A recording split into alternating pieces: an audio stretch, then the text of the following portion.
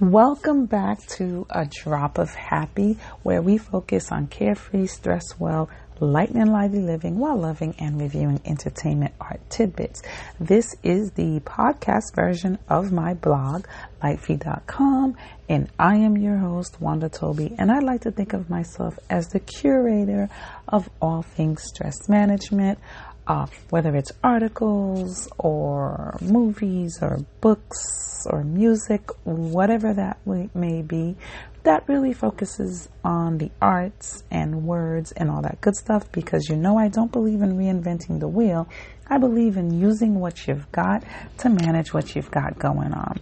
So, and being that it's a drop of happy, I saw this article and I was like, oh, I gotta share it with you guys, because there's a lot going on in my life, and I actually needed this. I needed this in my life because right now it's just crazy.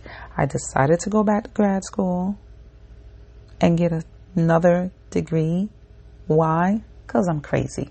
I don't know. I want to make my life just that much more exciting. That's a whole nother story. For a whole nother post, for a whole nother day, just a whole nother. But what I need right now, and maybe what you might need, is quick and easy way to boost your happiness. So I saw this article. It was published maybe like 5 days ago on CNET.com. As usual, I will post it so you can read it yourself, but we're going to read it together. And you know me, I gotta add my colorful commentary. So the article is titled, Boost Your Happiness in Just 3 Minutes a Day. Really? The author is Alison DeNisco Raymone. I'm sorry if I butchered your name. And it was published on November 5th. So research shows that this simple ritual can have a big impact on your happiness. Woo! 3 minutes, I'm here for it. I am here to find out what this thing is, right? Because the way my life is going, sister girl needs all the help she can get to maintain that ray of sunshine that we need in our lives. So here we go. Here's a sad statistic. 45% of people say they haven't felt true happiness for more than 2 years, according to a June Oracle report that surveyed more than 12,000 people. Perhaps worse, 25% say they don't know or have forgotten what it means to feel truly happy. Pause. Dang, that is kind of sad. Y'all not gonna tell me that's not sad. I have stuff to say, but I don't want to ruin the rest of the article, so I'm gonna try. But wait a minute, I'm gonna say it because y'all know I can't help it. Here's the thing. I think sometimes some people feel like happiness is this perpetual state of being. Like you just gonna just be happy. You're not. That's not how this works. That's just not how this works. And I don't know if people realize that. I don't know. Okay, let me jump back into the article. While money can't buy happiness, though it does help, that wasn't me. That's in parentheses. That's in the article. But I totally agree. All right, I digress. Spending just a few minutes of your day on one thing can actually make you happier right now and into the future. And no, it doesn't involve a meditation app or buying anything. A common misconception about happiness is that it's fixed and we can't change it. Let's pause right here. That's what I just said. Right? Like it's not like y'all really out here thinking, I don't know about y'all, but some y'all Might not be you, y'all, but there's some y'alls out here that really be thinking that you just wake up in this, like the sun, like you happy. Like, no, that's not how this works. All right, I'm going to jump back into the article.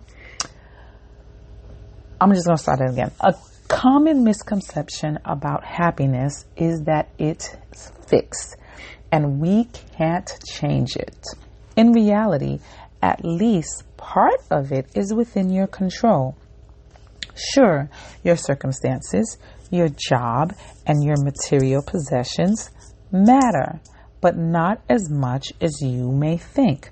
Several science-backed methods can help you boost your own feelings of contentment.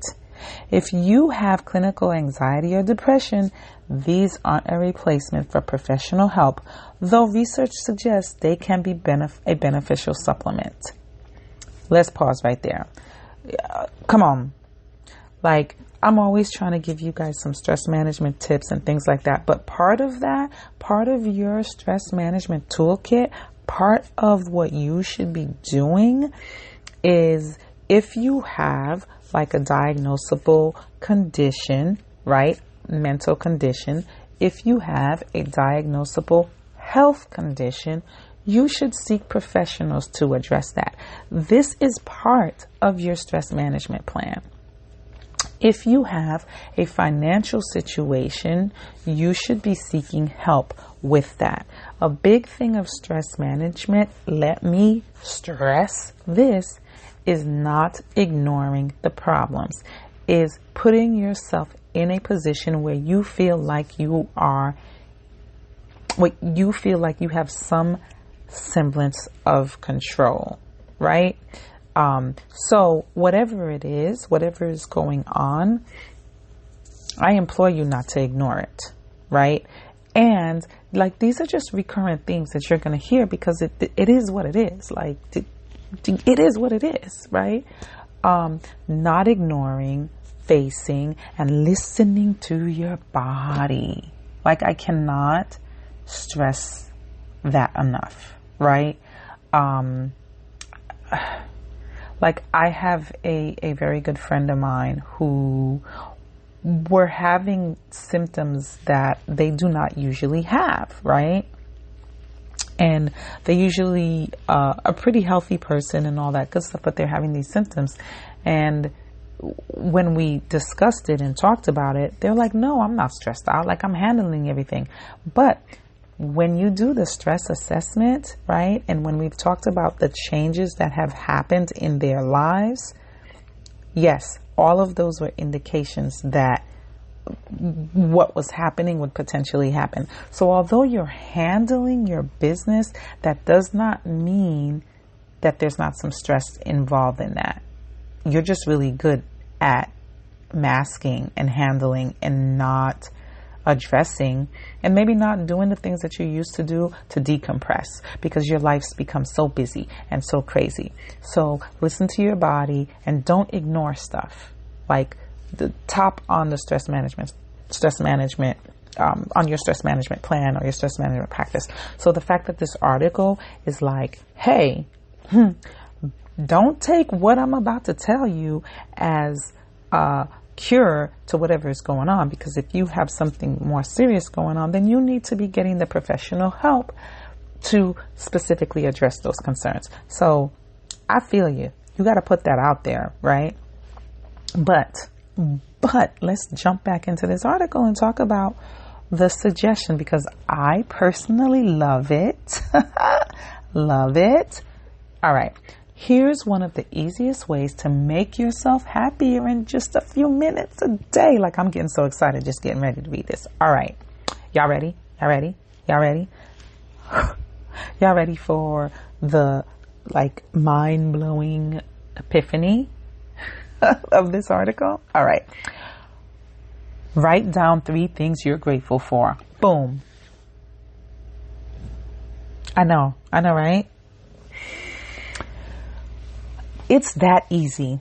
Writing down 3 good things that happen to you and why those things happen at the end of each day leads to long-term increases in happiness and decreases in depressive symptoms, according to a 2005 study from Martin Seligman, director of the Positive Psychology Center at the University of Pennsylvania. I'm going to pause. Now, y'all already know how I feel about words. If you don't know, I love words. Words are like everything. Don't even get me started. I'm an avid reader, although I don't read as much as I used to, like real talk. I love books. I love nonfiction. There's so much I love. But I don't read as much as I used to. Yeah, I don't got nothing to say about that. Okay? Do as I say, not as I do. But like, yeah, journaling is like my therapy. Okay? So yes, I'm gonna hop back into the article. The things you write down can be major, simple, or somewhere in the middle. Whether you got a job promotion or just saw a cute dog on your walk, you can write them on a piece of paper, in a note-taking app, in a journal, or wherever you like. I'm going to pause right there. Y'all know I'm a big fan of journals. Huge fan of journals. I already said it. I'm going to keep on saying it. Get yourself a journal and write.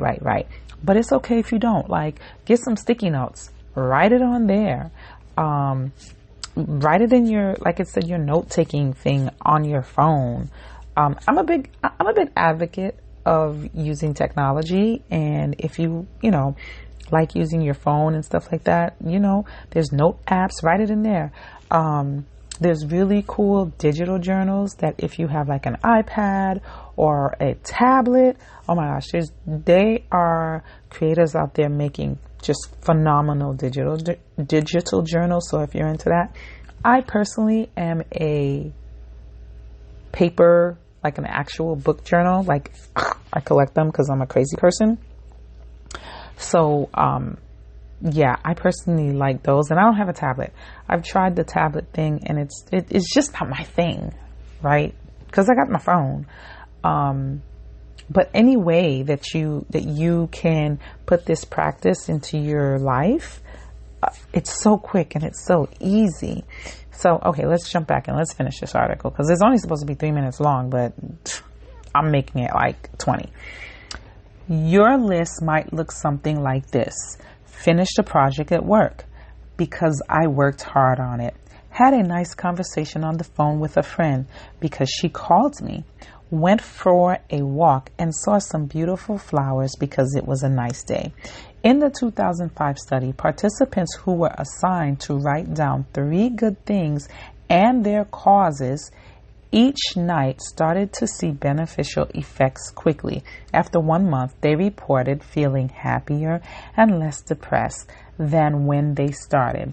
And they stayed that way through follow-ups at 3 months and 6 months when the study concluded. Okay, so let's pause. I just want to point out a quick difference, or something that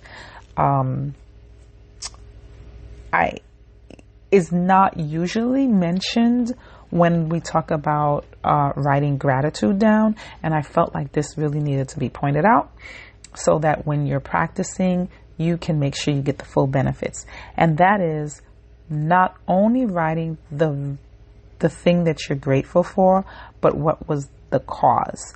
So from the examples that they gave, because as I was reading it, I was just like, well, why they gotta write all that? But,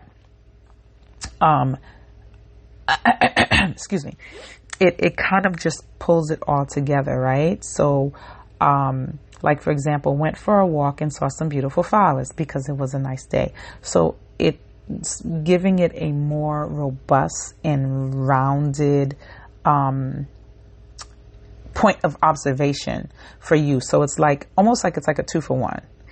So it's very important. I kind of like it, and I have actually not done that before. Like, I would just be like, oh, I'm grateful for my job.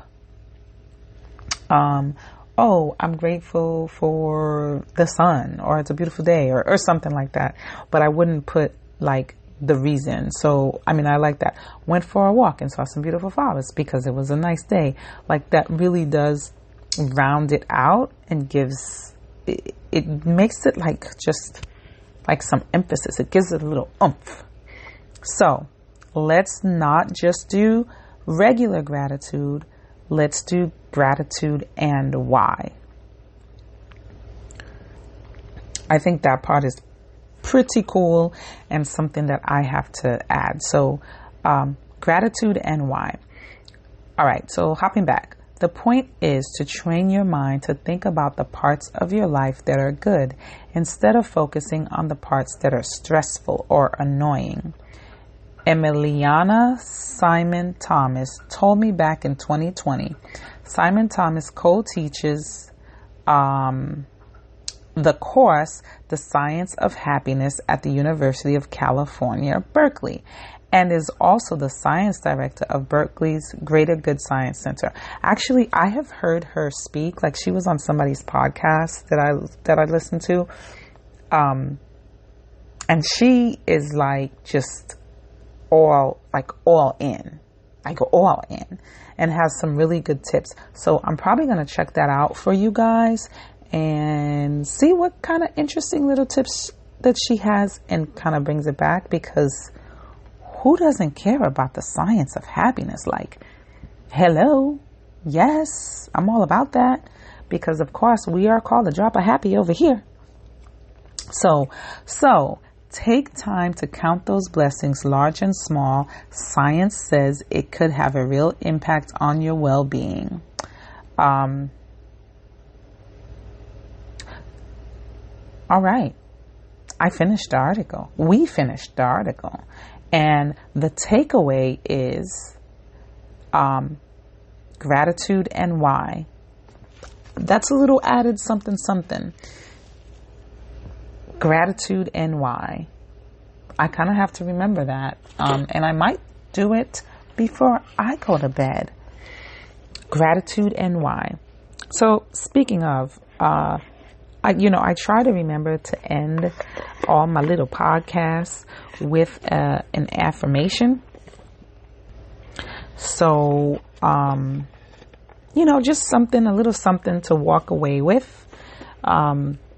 I like for us to breathe, because breathing is everything. Breath is everything, and it just makes such a difference. So before I do that, because I was about to say let's get into it. Before I do that, if you enjoy it, please, if you don't even want to share it, just follow and click download. It's available on Apple, Samsung, wherever you listen to podcasts. We be podcasting.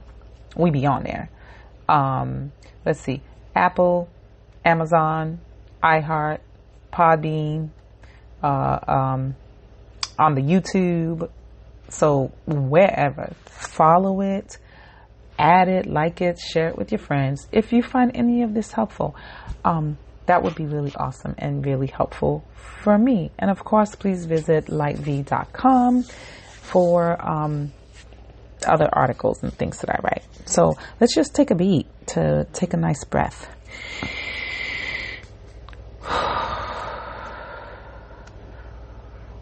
That feels good. Let's do it one more time.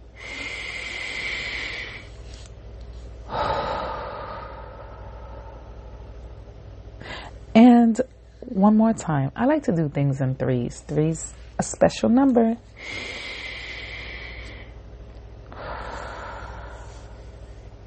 And the affirmation that we're going to end with is, I am stronger than I think.